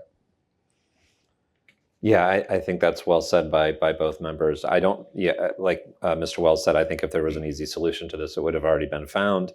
I think the important thing is that we're finally at a point where MassDOT is taking this very seriously, and they're looking at how to make this a safer part of Milton, because we all know that this is, Reedsdale has not been a safe road. It's, you know, for as long as I've lived in Milton, which is now 14 years. So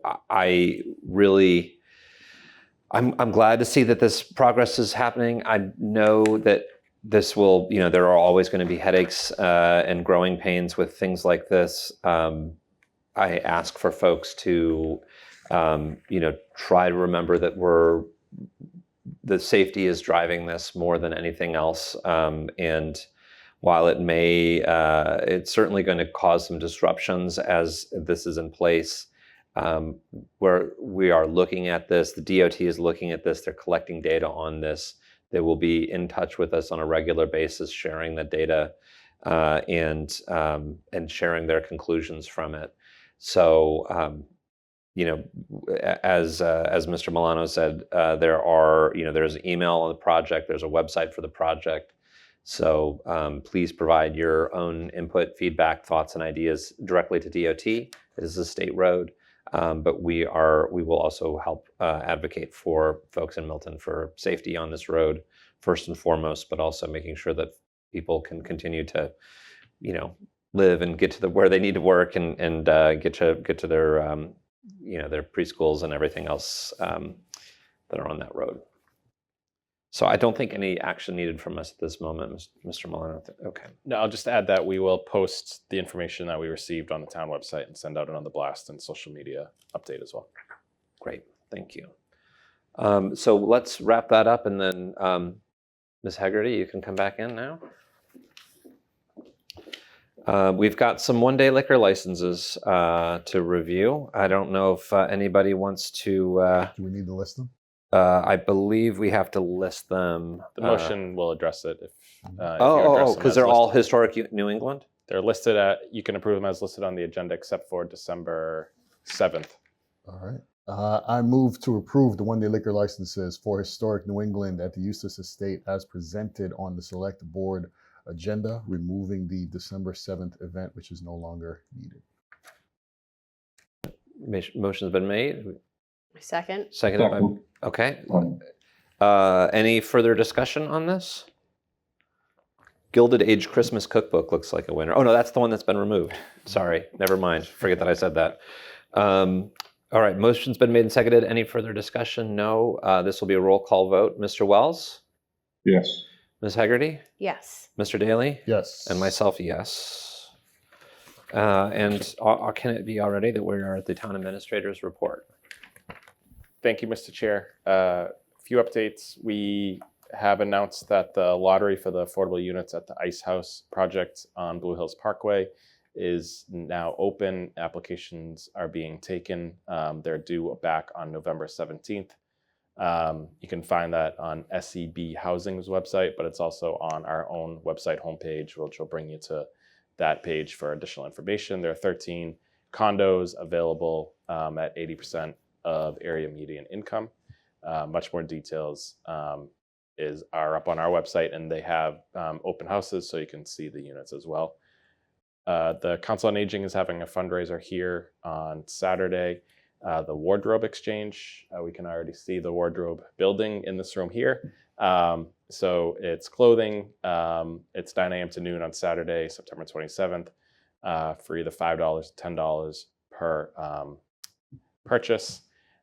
So please come out to support that, and that's going to support Council on Aging programming here. Town clerk was in already, but the November 4th special election will be here very quickly. The vote by mail application is available. Those are due back on October 28th. Additional information on our website. The vote by mail application is the same one that's available through the state website, so you can fill it out there.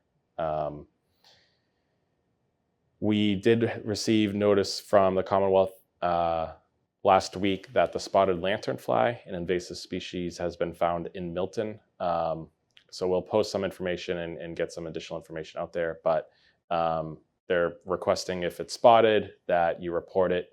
You may kill it as well, if you feel so inclined. But this is an invasive species that's been expanding across Massachusetts and is confirmed to have been found in Milton as well. The Assistant Town Administrator, Nick Connors, is leaving at the end of this week. He's accepted a new position with the town of Swampscott as their town administrator. So we congratulate Nick on his new job and wish him the very best. And then Planning Director Liz Manning will start next Wednesday. She attended the planning board meeting on Monday, so she's already paying attention to everything that we have going on, and we're excited for her to start next Wednesday, October 1st, and welcome her aboard. Lastly, I won't steal the chair's thunder, but Porch Fest was this weekend. We made it as far as Shields. I got stuck at Shields with two of my kids for about 2 hours and did not see any bands. My wife and one of my children did, but it was a great day, and it was good Hopefully to see you heard people some out and music about. wafting Yes, through the I park, did. at least. Well, there So- was a Porch Fest site across the street from Shields. One close one. called Mr. Daly's house. Yeah. that is where they landed at one point. But no, it was great to see everybody out, and it was a great afternoon, and they had a blast playing at the playground. Mr. Wells, do you have a question for Mr. Milano? I do, Mr. Chair. So just to follow up, Mr. Milano, as you know, there's a home rule petition in here at the State House for the additional liquor licenses that was Yes. passed by, I can't even remember, was that the last spring's town meeting? It has to be. It wasn't, it was last spring. So The May, yeah. they reached out to us again today. They are looking anxiously for that map, that economic map. I mean, it's only 5 locations, and I believe one of them we already know, which is Curry College, is asking for one. I was about to ask for one. So I can't, it was brought to me this afternoon, so I can't emphasize enough. December will be here before you know it, and we don't want to lose this. So we really need this in here ASAP. So Yeah, we should have it in, I would say, this week. I believe it's ready. I just got to close the loop with Kevin on that. We'll take care of it. okay. Thank you, Mr. Chair. I was told not to let this go tonight, so Thank you. I want to make sure I got it out there. And then just lastly, I did want to share that the East Milton 40B project is commencing utility tie-in work next week that will require work within the right-of-way on both Bassett Street and Franklin. So they're going to work on Bassett first, make their connections there. It will require daytime closures of Bassett Street after the entrance exit of the Fruit Center. Detours will be in place, details will be there, but this is work that can't be avoided within the street that will require the streets to be closed. So it'll be work that takes a couple of weeks to get through, but they'll do it in phases, starting on Bassett and then move into Franklin from there. They'll be sharing additional information, including maps, and we'll get that out publicly as well ahead of it starting on Monday morning. And that's my report, Mr. Chair. Thank you very much. From the chair, so yes, Porch Fest was Saturday. A whole host of people are critical to making that event happen. And I don't want to start naming them because I'll miss one of them. But suffice to say that there will be I think there's an article coming out in the Milton Times that will feature a lot of the volunteers And so thank you to the folks that hosted, like Mr. Daly, and others. Thank you to the bands that played. Thank you to really just everyone who goes and makes it one of the best days in Milton. And finally, after a couple of years, we got a decent weather day for it too, which was really, really fabulous. I also want to acknowledge that we just finished Rosh Hashanah, so wishing everyone a Shana Tova, Happy New Year, who celebrates. And I also want to point out that on October 4th from 5 to 7 p.m., there will be a Mid-Autumn Festival, Zhongqiujie, at the Gazebo, 5 to 7 p.m. on October 4th. And anyone, I believe, is welcome to come to that. And if you don't know what the Mid-Autumn Festival is, maybe that's a good way to go find out. It's a lot of fun, and it's a great group that's putting it on. I don't have anything else, but if there's anyone else that has anything that they'd like to highlight from the community. All right, great. So future meeting dates, Mr. Milan, public comment response. Well, we're going into executive session, so I can't really respond to the citizen speak remark, because we'll be discussing that shortly in executive session. But I don't know if anyone else had anything that they wanted to respond to that. Okay. Future meeting dates, Select Board Retreat as advertised October 5th, 2025. That will be the location for that, Mr. Milano? I will confirm Okay. this week, and we'll post it publicly as Great. required. And then we are scheduled now to have Select Board meetings on the 7th of October, the 21st of October, the 18th of November, the 2nd of December, and the 16th of December. We also have a special town meeting scheduled for October 27th, 28th, and 29th, 2025. Rumor is that this may be a one-day town meeting. I don't know. We'll be taking odds on that later. I guess we'll see what the warrant committee says. Future agenda items. I just want to flag that I know the Equity and Justice group is going to come in on October 7th to present. We're also going to take up the land swap land as a future agenda item on October 7th. We just discussed having Board of Health come in to talk about. I don't know that we necessarily need to cram them in on the October 7th as well, but I think that would make sense. And we also mentioned that we would have the item of a continue to focus on bias and training for elected boards. And I have confirmed with the school committee chair and superintendent for October 21st. Great. So we'll have the superintendent on the 21st with thanks. Any other items that folks would like to bring forward? Mr. Wells. Thank you, Mr. Chair. I don't know if Nick Connors is on tonight. Is he on tonight's meeting with us? Or no, Mr. Milano? Just via Zoom. No, but he is. He's there. I just saw him. So I know Nick was not here long, but this is his last meeting with us. I know that he's leaving on Friday, and I believe, is that correct, Nick? The 26th? Oh. I just want to thank him for his time and his expertise. Nick has a very unique style of leadership. He's always calm, always willing to help. I think back to the first issue we worked on, which was a unique housing issue with a gentleman over off of Truman Parkway, which involved many entities of this community, of the town staff to rectify it, and you took the lead in that.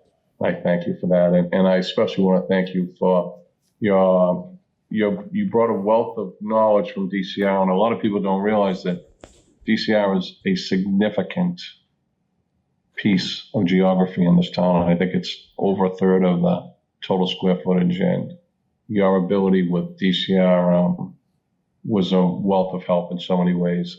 I just leave you with this. I did talk to Representative Armini tonight, who is the state rep for Swampscott, where you were going.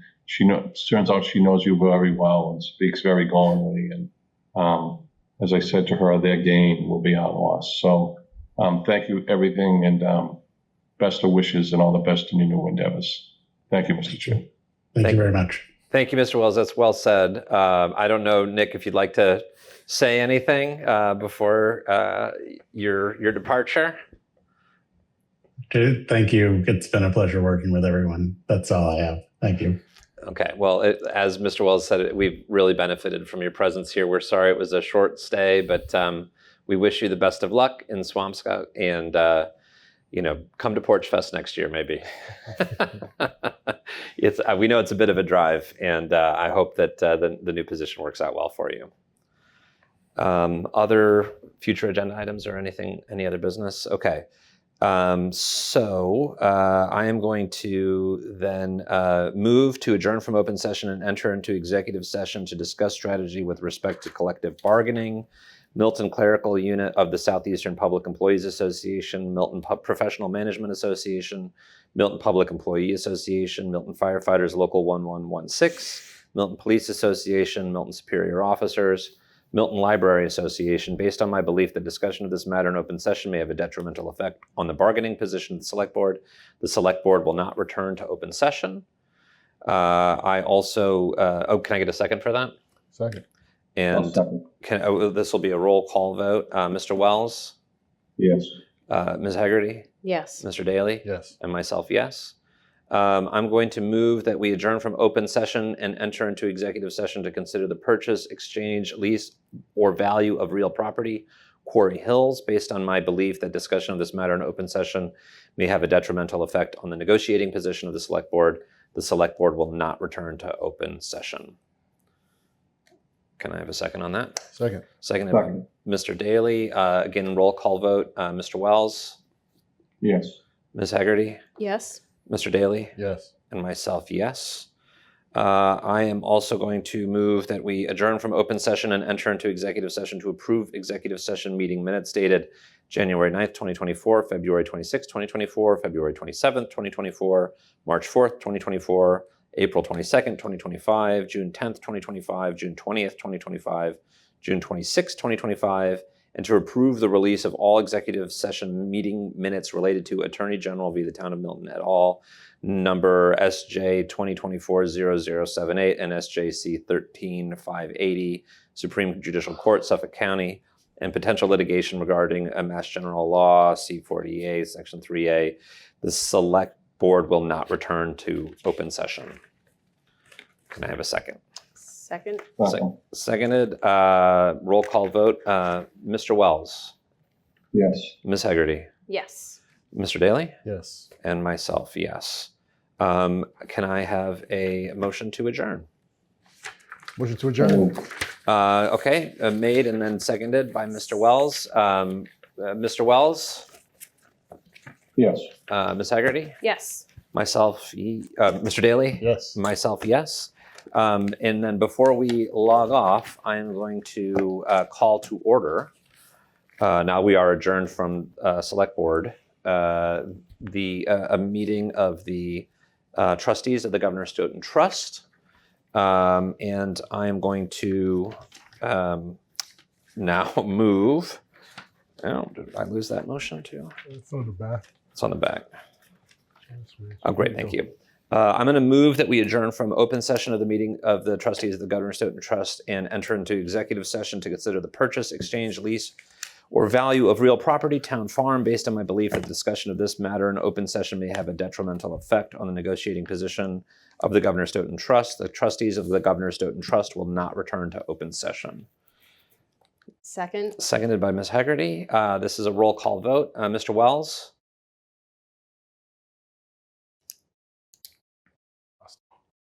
We may have lost him already to the other session.